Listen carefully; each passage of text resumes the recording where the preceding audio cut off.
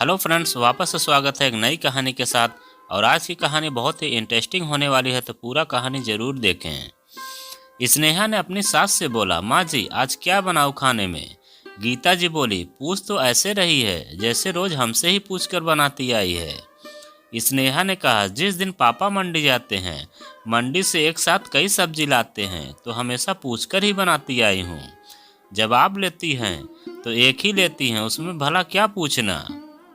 गीता जी बोली, देखो इसकी जबान तो कैंची जैसी हो गई है, देखो तो कैसे जवाब देती है, हर वक्त चलाती रहती है। जैसे संस्कार दिए हैं मायके वालों ने वैसे ही तो दिखाएगी ना यहाँ।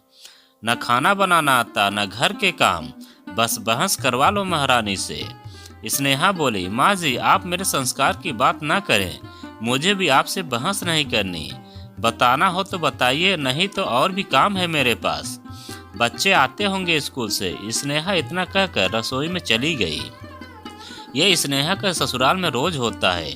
उसके और राजू के विवाह को इतने साल पूरे हो चुके हैं, 10 साल तक चू भी नहीं किया स्नेहा ने।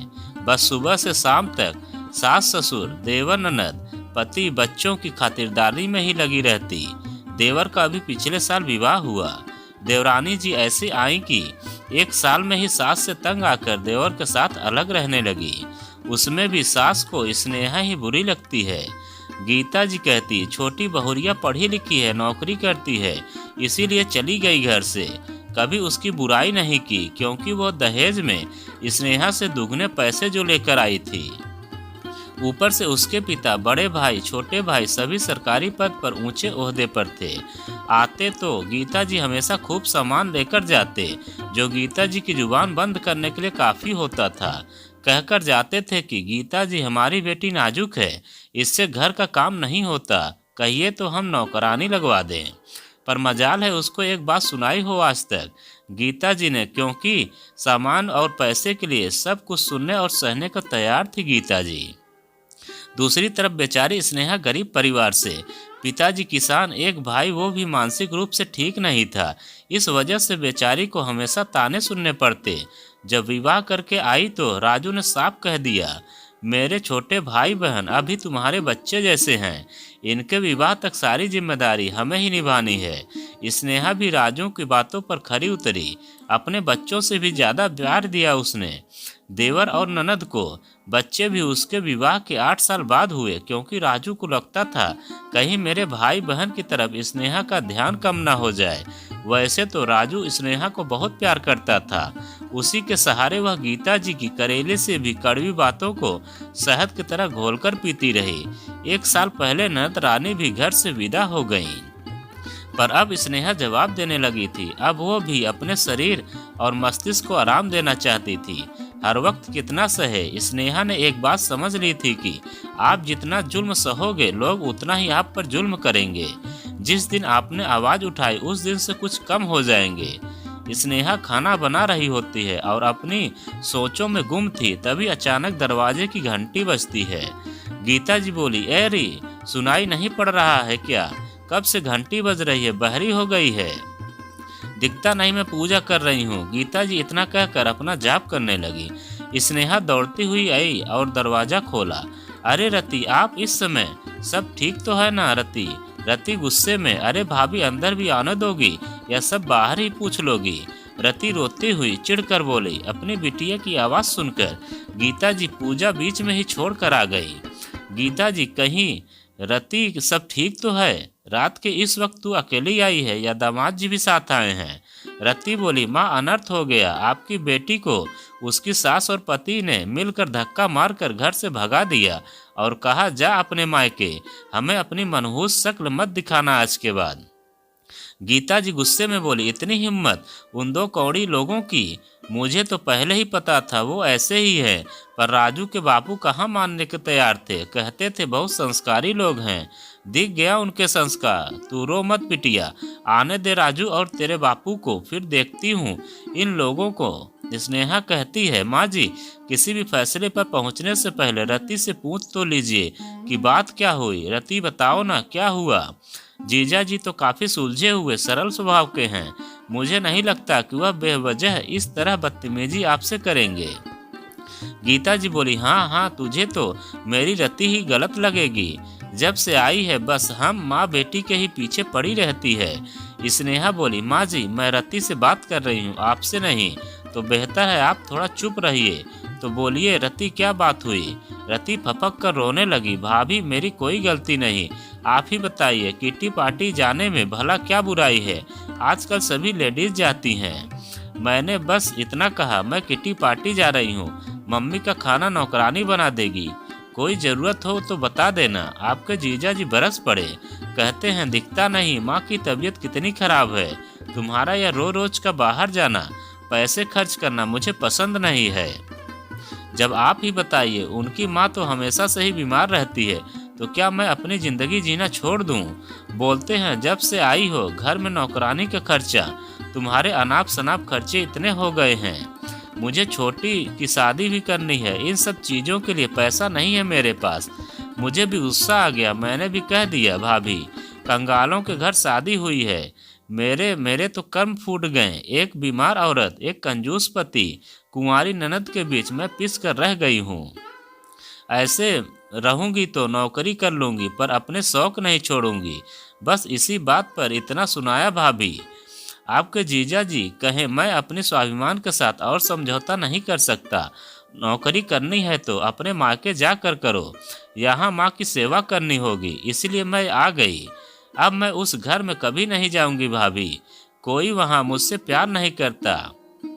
स्नेहा ननद रति की पूरी बात सुन के उसके आंसू पोंछते हुए बोली, ऐसा नहीं है रति कि कोई आपसे प्यार नहीं करता, गलती आपकी भी है। गीता जी कही, ये क्या बोल रही है तू? एक तो वो इतनी परेशान है और तू उसी को गलत बोल रही है। यही संस्कार दिए हैं तेरे माँ बाप ने तुझे कि अपनी ननद को उल्टा जवाब दे। माँ जी आप बार बार क्यों मेरे मायके और संस्कार को बीच में लाती हैं? और माँ जी आप संस्कारों की बात तो कीजिए ही मत, ये आपके ही संस्कार है जिस कारण रति अपना स्वर्ग जैसा ससुराल छोड़कर लड़ झगड़ कर यहाँ आई है। अगर संस्कार दिए होते तो अच्छे बुरे की पहचान कर पाती। इन्हें मैंने कभी अपनी ननद नहीं, हमेशा बेटी माना है। जब मैं इस घर में आई थी तब रति 9 साल की थी। मैंने इनसे कहा कितनी छोटी है मुझसे। उन्होंने कहा रति मेरी बेटी जैसी है, उसकी आंखों से कभी आंसू मत आने देना, और ऐसा मैंने ही किया। रति बताओ क्या गलत कहा जीजा जी ने? पता है आपको, जब मैं ब्याह के आई यहाँ तब आपके भैया ने साफ कह दिया मैं कोई खर्चा नहीं दूंगा तुम्हें फिजूल खर्चे के लिए। मेरे सामने 2 बड़ी जिम्मेदारियां हैं, मेरे छोटे भाई बहन, पिताजी बीमार रहते हैं, आमदनी का जरिया सिर्फ मेरी छोटी सी नौकरी है।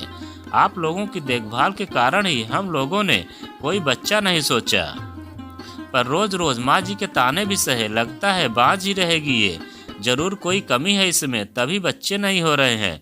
अरे हमारे कर्म फूटे थे जो ऐसी बहू मिली।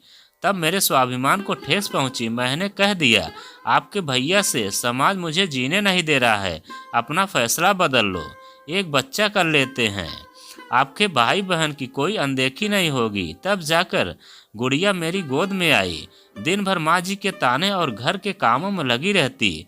शायद ही कभी मैंने बाजार का रुख किया हो, मन मार कर रह जाती। अगर मैं भी आपकी तरह घर छोड़कर चली जाती तो क्या जो स्थिति इस घर की है वो होती? आप अच्छे से जानती हो रति, क्या मैंने कभी आपको कुछ गलत समझाया, प्यार में कोई कमी रखी? आप बहुत किस्मत वाली हैं जो जीजा जी के रूप में आपको बहुत ही समझदार, आपको बेइंतहा प्यार करने वाले पति मिली है। आप जहाँ झगड़ा करके तो आ गई, पर जीजा जी का क्या हाल हो रहा होगा क्या आप जानती हैं? आपके घर से निकलते ही दौड़ते हुए आपके पीछे आए, पर तब तक आप गाड़ी से निकल चुकी थी, बता रहे थे। स्नेहा भाभी रति शायद आपके पास आ रही है, बहुत गुस्से में है, उससे कुछ मत पूछिएगा, वैसे ही बहुत परेशान है, मेरी ही गलती है, अपनी प्यारी सी पत्नी की छोटी छोटी ख्वाहिशें भी पूरी नहीं कर पाता, बहुत असफल इंसान हूँ मैं, बस माँ को खाना खिलाकर दवाई देकर आता हूँ रति को लेने के लिए। रति कही, क्या भाभी आप सच कह रही हैं? उन्होंने आपको पहले ही बता दिया था, मेरी कोई बुराई और कोई गलती नहीं बताई, फिर आपने बताने में इतनी देर क्यों की? स्नेहा बोले, मैं आपको समझाना चाहती थी कि रिश्ते खत्म करना बहुत आसान है, पर उन्हें संजो कर रखना बहुत मुश्किल। तो क्या फैसला किया है आपने? कमरे में सामान रखवा दूं आपका? आराम से यहीं रहिए, किट्टी पार्टी कीजिए। रति बोली, क्यों शर्मिंदा कर रही हो भाभी? मुझे अपनी गलती का एहसास हो गया है।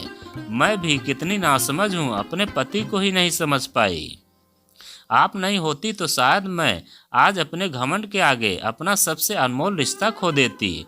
थैंक यू सो मच भाभी, आप दुनिया की बेस्ट भाभी हो। स्नेहा, अरे बस बस दीदी, आपकी इसी मासूमियत भरी बातों से तो जीजा जी आपकी हर गलती नज़रअंदाज कर देते हैं। रति कही, अब कोई गलती नहीं करूँगी, आपकी तरह अपनी सारी जिम्मेदारियों को बखूबी निभाऊंगी। स्नेहा बोली, ये हुई ना बात, वो देखिए आपको कैसे निहार रहे हैं जीजा जी, गेट पर खड़े हैं। तब तक राजू और उसके पिताजी भी आ गए। पिताजी, अरे गीता, यह क्या हो रहा है? दामाद जी आए हैं और तुरंत चल दिए। गीता जी कहती है, कुछ नहीं, बस आज कुछ रिश्ते पक्के हो चुके हैं। किसी के संस्कारों ने आज एक घर बर्बाद होने से बचा लिया। गीता जी आज स्नेहा को पूर्ण रूप से अपना मान चुकी थी। दोनों सास बहू एक दूसरे से लिपटकर सालों से अपने रिश्ते को प्रेम रूपी माला में पिरो चुकी थी। गीता जी के मुंह से बस इतना ही निकला, हे ऊपर वाले, मेरी स्नेहा जैसी बहू सबको देना। स्नेहा भी अपनी सास को निहारती रह गई। जिस प्यार के लिए वो बरसों तरसती आई थी, आज वो उसकी झोली में था। स्नेहा ने नामुमकिन को मुमकिन कर दिया। आज स्नेहा बहुत खुश थी।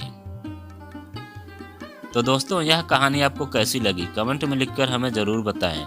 और आप अगर हमारे चैनल पर नए हों तो प्लीज़ चैनल को सब्सक्राइब करें और वीडियो को लाइक ज़रूर करें, क्योंकि हम आपके लिए ऐसी ही वीडियो लाते रहते हैं।